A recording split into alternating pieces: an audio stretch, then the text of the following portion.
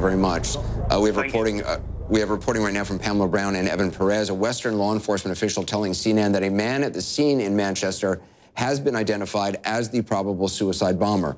A U.S. official said suicide bombing is now considered to be the likely reason for the blast. So that is a major step based from what we have heard now from Pamela Brown and Evan Perez. And I just want to repeat that. A Western law enforcement official telling CNN that a man at the scene in Manchester has been identified as the probable suicide bomber.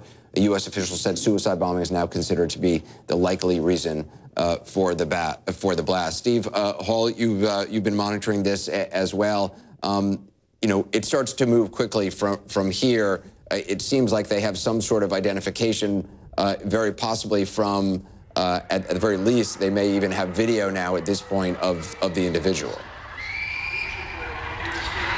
Yeah, and this is where Paul was saying a very interesting thing just a few minutes ago. This is where the cooperation, not only among the internal law enforcement and intelligence services inside the UK, but also importantly, their connectivity to intelligence and law enforcement services across Europe and indeed across the world become critically important because you can triage and try to figure out what's going on, you know, right there on the scene at the moment. And I would defer to folks like Phil, who have probably a lot more experience in this, dealing with these sort of situations right up close. But there's going to be, you know, hours, days, and weeks ahead where the sharing of intelligence and the sharing of this information to understand not only what happened here, but with the specific goal of trying to make sure that it doesn't happen again in the future. Or if there's a plan afoot, at least you'll know what to look for. The other thing that Paul said was fascinating, which is absolutely true, is the increased usage of these point-to-point encryption systems that are commercially available. Anybody can download them from the App Store of your choice, which really give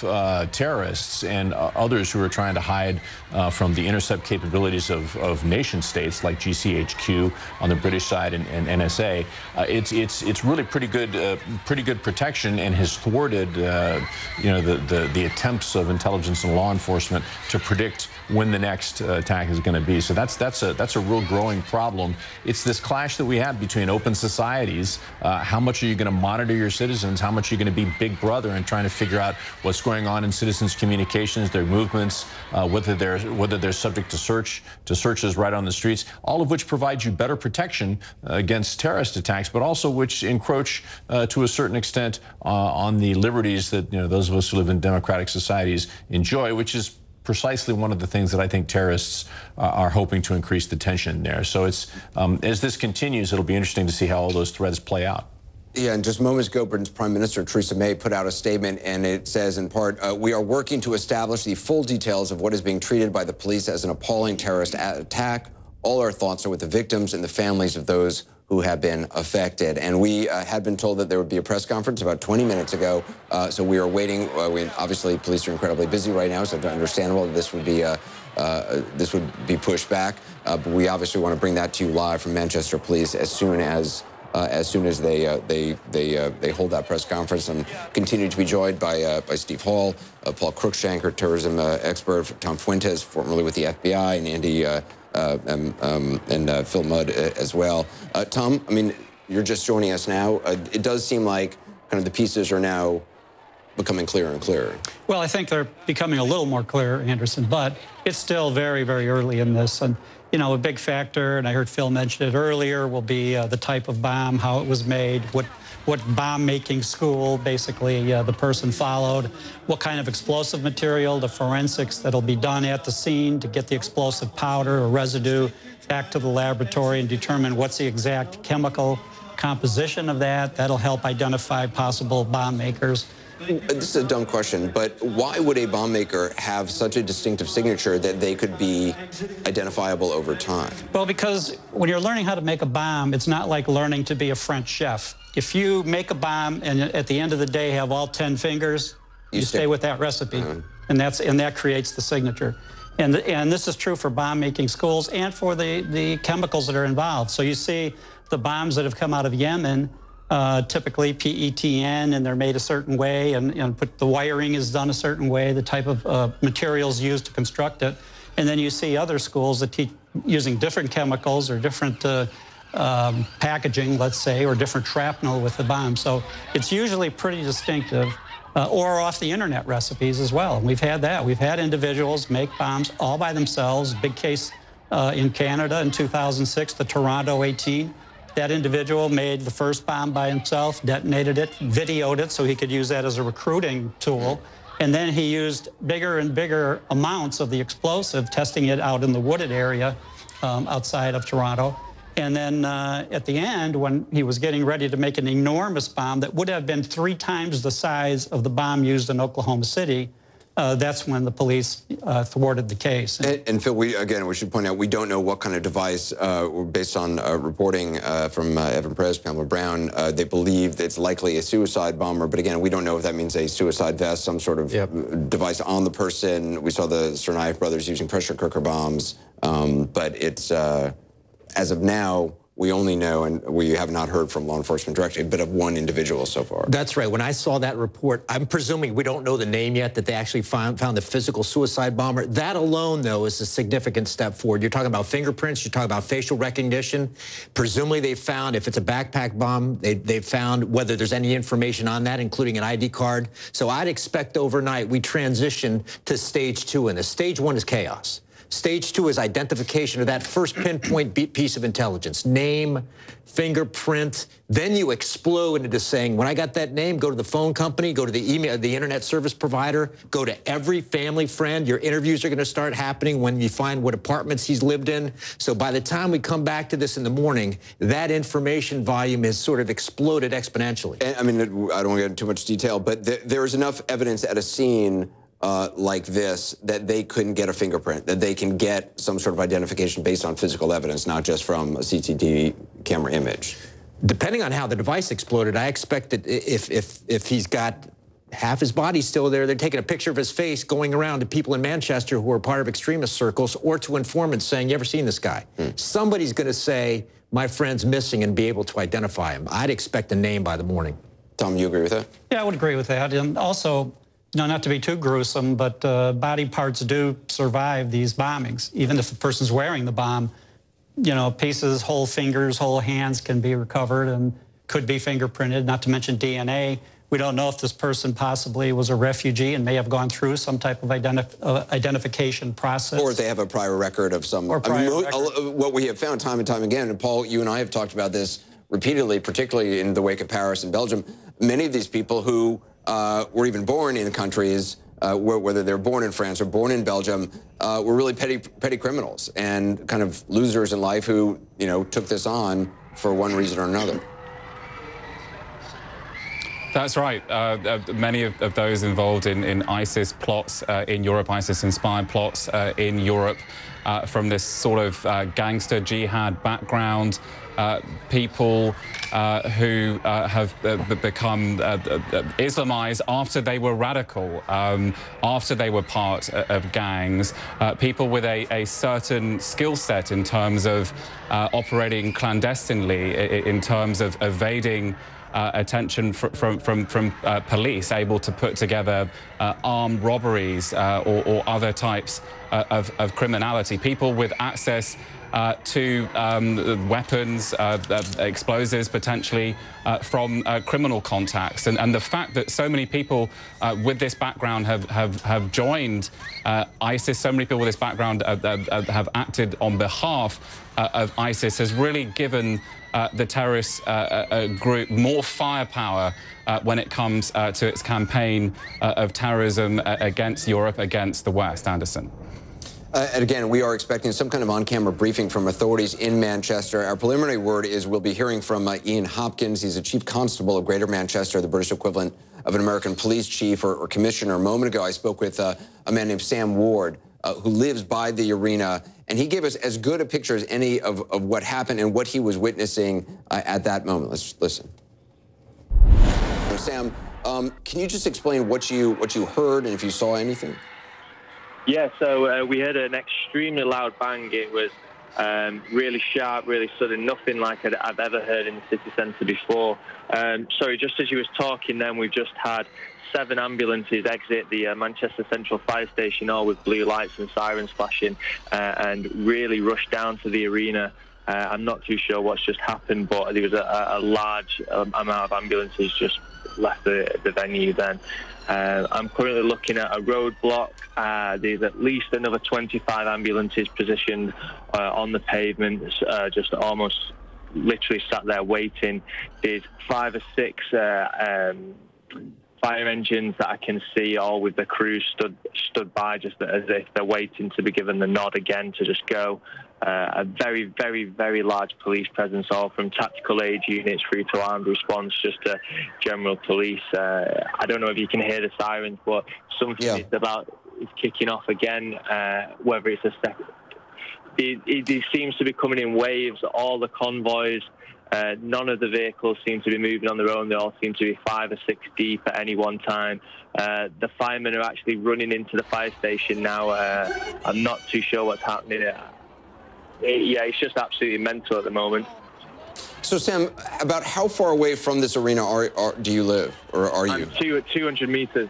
200 meters from the arena, and I'm about 100 meters away from the city centre fire station, which is a very large city centre fire station. They've got two forecourts plus an overspill car park, which is all currently being occupied from everything from Salvation Army vehicles all the way through to the ambulances and the rapid response vehicles as well. And Sam, have most of the people who were in the arena, I mean, we were told some 20,000 people were there, are they gone from the area now? Yeah, the area is still, it's very quiet. It's very quiet for the city centre. Initially, after the first wave of sirens and the initial evacuation, it was filled with cars. The roads were absolutely bedlam, people just going through red lights. It was very much families. There was kids, mums and dads. They were all doing everything they could to get out of the city centre, and it looks like the emergency services did a really good job of managing that traffic, because it was only sort of bedlam for about 5 minutes, and now the roads are extremely still. I'm not too sure if you can hear it, but we've got 2 helicopters above us, both hovering extremely low. You can almost feel the FUD from the blades coming from them. Sam, I appreciate you talking to us, and I appreciate your clear head in all this and describing what you were seeing right now. Sam Ward, thank you so much. That is some new video you're seeing that we are seeing also for the first time. Obviously, people being arriving at hospitals. 19 people dead, according to authorities at this point. Although, frankly, with this statement or press conference, we are expecting and awaiting at some point we may get an update on that number. 19 killed, that so far confirmed by police, around 50 or so injured. And again, the full extent of their injuries we are likely to hear more about when police actually do give that press conference. But here you see some people arriving in the hospital.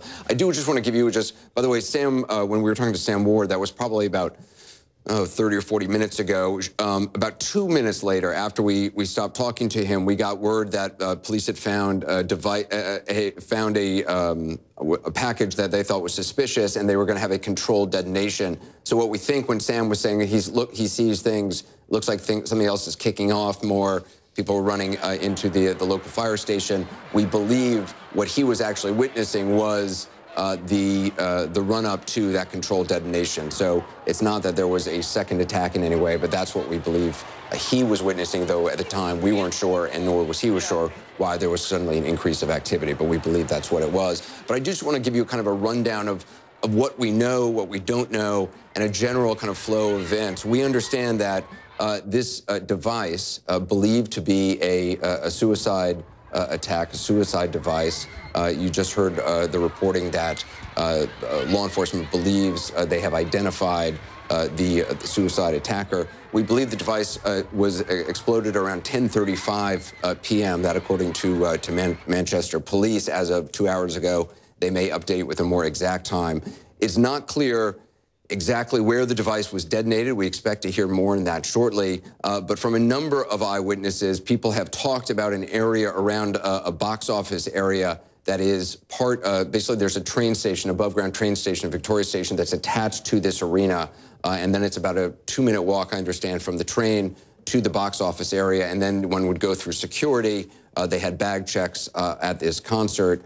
We believe the explosion took place somewhere in what's been described as a foyer around the box office area, though, again, that's just based on a number of eyewitnesses. And as you all know, those can be unreliable. A number of people talked about coming through that area when they entered the venue, but when they left, they did not go through that area because that is where they believe that the device exploded. At 10:35 or so, the concert had just ended, according to a number of eyewitnesses. The lights had gone up. People had started to leave when the explosion itself took place. People inside the arena, and you see the arena there, heard the explosion. We're not clear of what it was. You can see a lot of pink things. Those are actually balloons that were part of the concert. Kind of, as you know, in concerts, they're thrown out into the crowds. Some people believe perhaps it was just a bunch of balloons popping. Others who were nearby said they could actually feel the detonation in their chest. They could feel it in the ground and obviously heard the sound. Some people who had been leaving the venue came back in, and then according to a number of eyewitnesses who we have talked to over the last 2 hours, people just began to leave in the other direction. There was obviously a lot of concern as 20,000 people are trying to get out as quickly as possible from an arena. We talked to one man, Andy James, who was there with his 9-year-old brother. It was his little brother's first concert. Andy talked about walking out with his brother. His hand was on his brother's heart, and he could feel his little brother's heart kind of beating out of his chest. They, of course, thankfully got out safely. It's not clear exactly what sort of device was used. We do not yet know the identity of the person that the law enforcement seems to have located or identified who may have carried this attack out. Social media, a number of eyewitnesses credited social media with helping them get home. People online helping other people. One person was saying they needed to get to Liverpool. People online helped find them a ride. People were sharing rides. There were reports of local taxis turning off their meters and giving people rides just to get out of the area as quickly as possible. Obviously, it is very much a crime scene right now that is still being investigated, and we expect to hear from police hopefully very shortly for more information. We have been monitoring events with our Phil Black, or Steve Hall, Paul Cruikshank, Tom Fuentes, and Phil Mudd as well. That's basically, I think, I covered pretty much everything I can remember from the last 2 hours. But there's still, it's important also to point out all the things we don't know. I mean, and that's, I mean, I assume investigators do that as well. They work on what they can confirm, and then they don't make any suppositions of what they don't know. That's right. In this case, you got to take a step back and go through almost a checklist. People are running around chasing all kinds of data. I used to have a checklist of 6 or 8 items. Where'd the money come from? The explosives, the radicalization, the travel. Obviously, are there conspirators involved in this effort? Is there a central cell in a place like Raqqa that was involved? So stepping down that, instead of just saying, what's coming across the transom today? What's the guy's name? You're stepping through saying, we know nothing about money, nothing about radicalization, nothing about travel, nothing about co-conspirators. So despite all the data that you laid out, I'm looking at this as a practitioner saying, we got about a 5% story so far, at best. But if you identify the person, I mean, that seems to be the biggest break of all, and then you can start to move backwards, no? That's correct. In the initial circle that you're looking at, that is, as soon as you've got his name, you can start checking off the box by looking at things like his bank accounts, his communications about whether somebody's wiring money in. You're obviously looking at those first-line communications saying, who did he speak with in the past 48 hours? But you still have a second circle that could take weeks or months. Let's say, and I don't think this will happen in this case, but let's say there's an international dimension. Starting to go back to determine who's at the core of that in a place like Syria so that you could get enough information for special forces to conduct a raid in 6 months. That's tough intel business, and that's the back end when you get an international conspiracy. But it's interesting, Tom. I mean, a number of these online recruiters who were most well known, and I'm not adept enough to even remember their names, but there was a guy in Raqqa who was in touch with one of the Garland attackers who tried to strike in Garland, Texas, and got killed in that attack. He was targeted in a drone strike, killed in a drone strike. He was part of this group, I think they called them the Legion, that there's a guy at George Washington University who monitors a lot of their internet communication. There was a guy in Somalia who I think is still out there, an American in Somalia, who also was a big online recruiter. To me, it's very interesting that there was a whole unit in ISIS which is geared toward the encouragement of people overseas to stay in place and try to attack however they can. Well, typically what they do, as in Garland, is that they recruit, and as soon as someone shows an interest, then they refer them to one of the dark apps that can't be traced, and then they can communicate secretly. So that's one of the big problems with this. I should add that the FBI has a huge office in London, and they will be providing assistance. And then, you know, going through the more than 80 offices around the world that the FBI has, plus domestically here, to look at their databases. Is there any information out there? Were there any phone calls intercepted? Were there any warnings or threats made, you know, by a group or by an individual or even by this person once they identify him? If they can identify his communication devices and get a hold of them, did the phone survive like we had in San Bernardino, the subject's phone? Did the laptop that he may own and have at home, you know, where does he live? Can they get their hands on that? And, you know, it seems to me that they identified this person fairly quickly. So that means this could be somebody that they were looking at already and just couldn't have enough personnel to keep tabs on him. Or someone else might have called the police and said, hey, this guy put out a manifesto or something earlier today that he was going to do something spectacular at this arena. So, but normally you wouldn't identify an individual that committed suicide with a bomb. Is usually going to be pretty tough to identify that soon. But Tom, that's one of the difficult things for law enforcement, whether it's the FBI here in the United States or you know, MI5 in Britain or MI6, the Foreign Intelligence Service of Britain, is they can have a suspect, not related to this attack, but just in general, they can have somebody who they believe is interested in extremism. They can have, you know, a lot of suspicious things this person has done. They can follow somebody for years, but at a certain point, if that person hasn't acted, you can't stop somebody like that. I mean, at a certain, you can only devote resources to somebody for so long, no? Oh, that's true. And I remember years ago when I was still in the FBI, meeting with the head of MI5 who said, we probably have 1,000 really good suspects, a couple hundred top-tier suspects that we should be watching. We can only do about 50 at a time. So they have to guess, use their best intelligence and their best intuition and make an educated guess of who they'll watch and then who they won't. And we've seen that in this country. No service anywhere in the world has the resources to put 24/7 coverage on these individuals for any extended period of time. And I ran a special operations squad for 2 years in the FBI. Full court press on one individual will take about 30 people. Wow, really? 30 agents to do 24/7, 7 days a week, use aircraft, do the full coverage, which we did on organized crime figures, terrorism cases in those days. It's very, very difficult. No agency has those kind of resources. And in order to devote those kind of resources, you have to be, I mean, you have to have a lot on that person to really believe that they may go active. Oh, absolutely. Yeah. Yes, you do. You'll notice that the FBI doesn't talk about how many people they have under that kind of surveillance in the United States. That's because the number is so low. Exactly. It's not only 30 people on the ground. Remember, if they're communicating in a foreign language, you need translators, you need analysts to do the data analysis. Go back even further. You need lawyers to go to a judge to say, I want coverage on this person. You start multiplying that out against, let's say, only 10 subjects. You're already into hundreds of people. And the Bureau's got 35,000 covering everything from white-collar crime to gangs to terrorism. There are very few people you can put on that kind of coverage. And remember, too, they're looking for that coverage, and they'll make it. You can't do that. You know, I mean, I've followed on cases in the United States where FBI would run an informant on somebody for years in order to try to gather information about that person. And the FBI would come under criticism for the amount of money they paid that informant. In one case, it was like $130,000 over 6 years.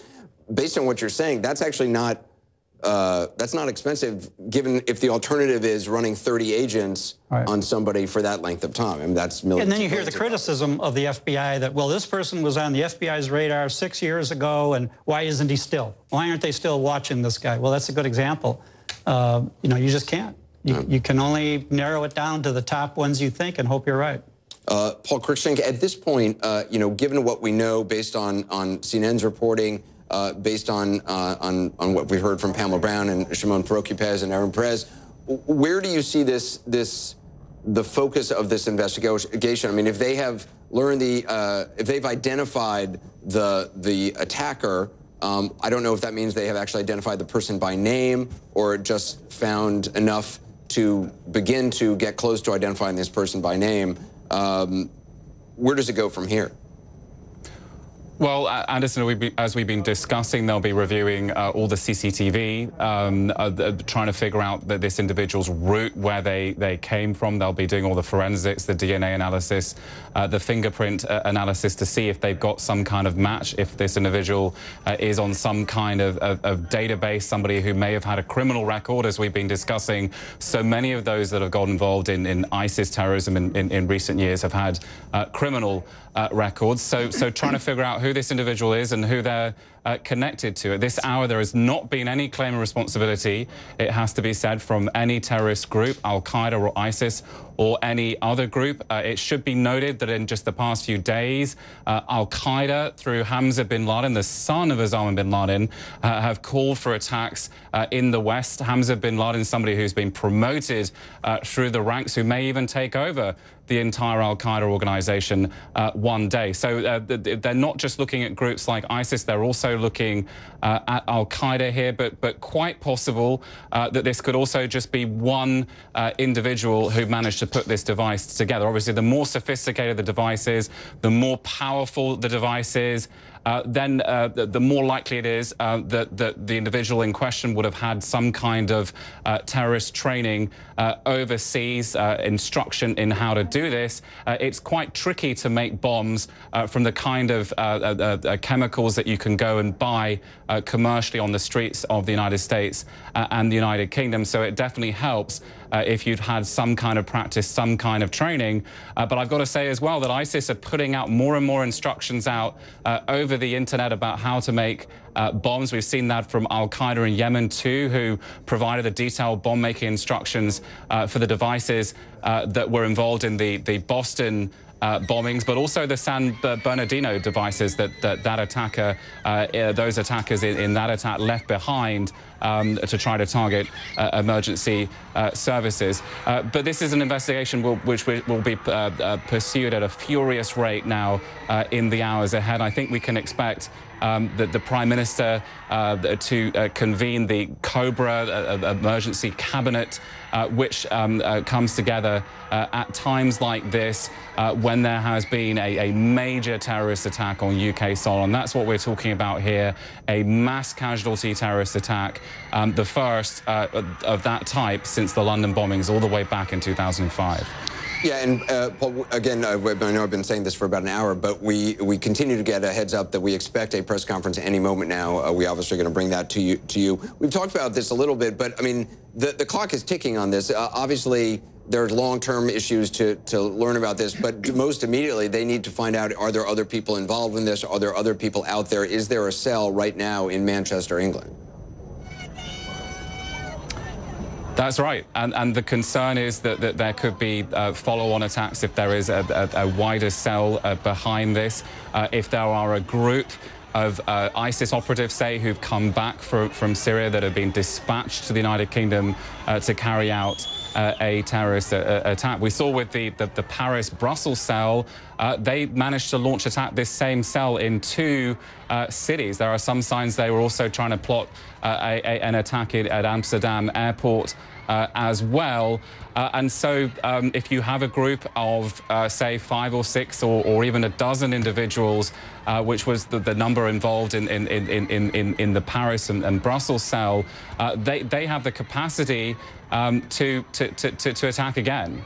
And so they're very worried as we move through towards the morning that there could be more people out there. And another thing that ISIS have been trying to pull off, and there's some intelligence on this, is to launch attacks sort of near simultaneously in various parts of a country, various parts of the European continent, all at the same time. Yeah. They want to get attacks through which are very spectacular, which are going to get a lot of media attention, to change the subject line to the fact they're losing a lot of territory in Syria and Iraq. Yeah. Michael Weiss is joining us.